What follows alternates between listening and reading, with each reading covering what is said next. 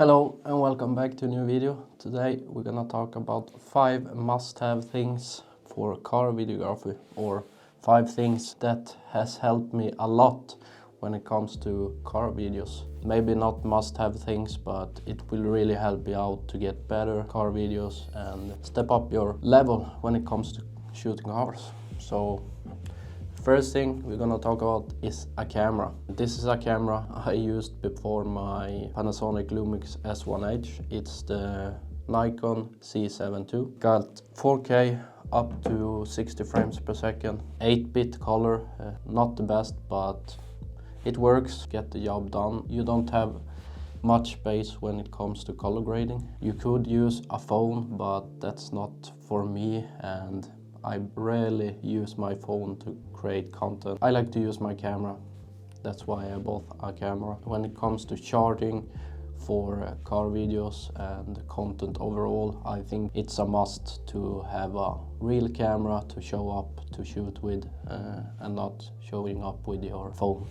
You will want a camera that can shoot a low and a high frame rate, such as 25, 60, 50 frames per second. 25 frames per second I use for all my roller shots to get the most natural motion blur, and then I use 60 or even 120 frames per second for B-roll. It depends on the shots I want. That's the first thing, get a camera. And if it's your first time here on my channel, welcome. If you like car videos, street photography and gear content, you might want to hit that subscribe button and help me out to beat the YouTube algorithm. Let's go on to the second thing, and that's a gimbal. When I shoot cars, my camera is 80 or 90% on a gimbal because I want the long, smooth shots when it comes to cars. I use this FEIYUTECH SCORP Pro. They did send me this one, and I got a full review on my channel about this gimbal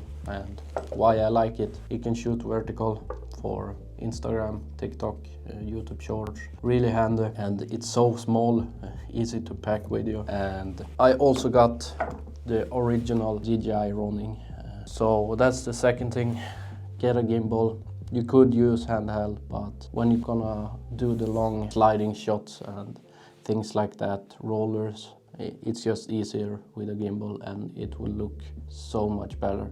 When it comes to detailed shots, sometimes I use handheld, like inside the car or something like that. It's just easier to use handheld, but it's not often I use handheld for car videos. And the third thing we're gonna talk about, this little guy, ND filter.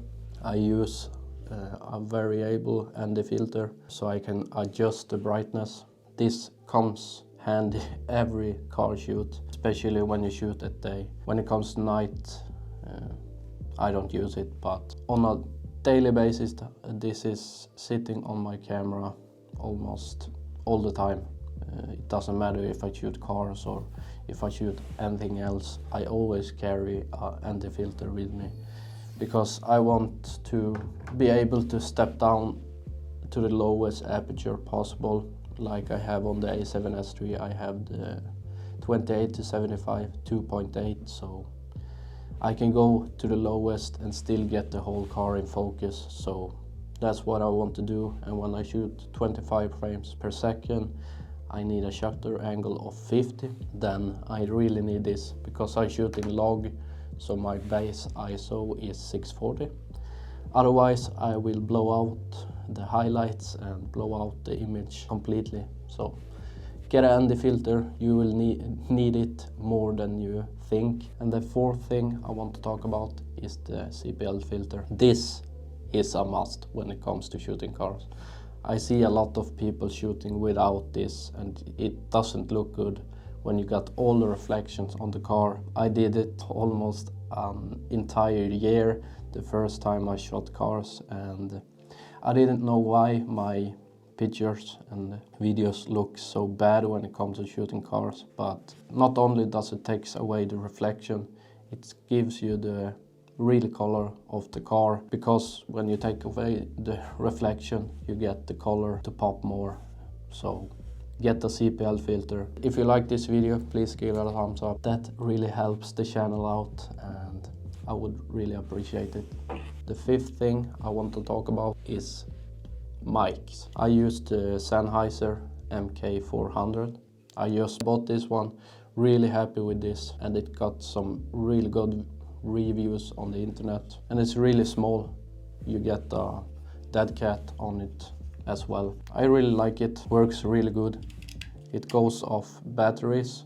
Once you plug it in the camera, it will start on its own. That's really nice. And when you turn the camera off, the mic will turn off. So you don't need to worry about turning it on and off. And I use wireless go too. And why you want to use mics? Because you want to capture the audio by yourself of the car you're shooting. At least I do, because I want the real sound of the car I'm shooting. So then I know it's from that car and not from another car. I think it looks and feels weird when I hear a car and I know how the car sounds, and there's another engine sound from another car in the video. It's just weird.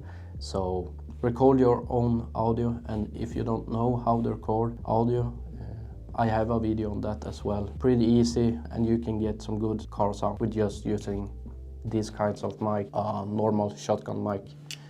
Before I end this video, I want to give you a bonus tip, and that is a monitor. This will help you a lot, more than you think, because the screens on the camera are really small, and on the A7S III I don't think the screen is that good. It's small, so it's hard to see what you have in focus. So this is really handy. You can just mount it to your gimbal, then you will get a better view, a bigger view of what you have in focus.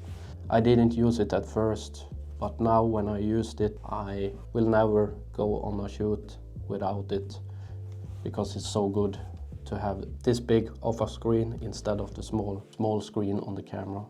That was all for this video. Hope you like it, and if you do, subscribe if you haven't, and I will catch you in the next one. Bye.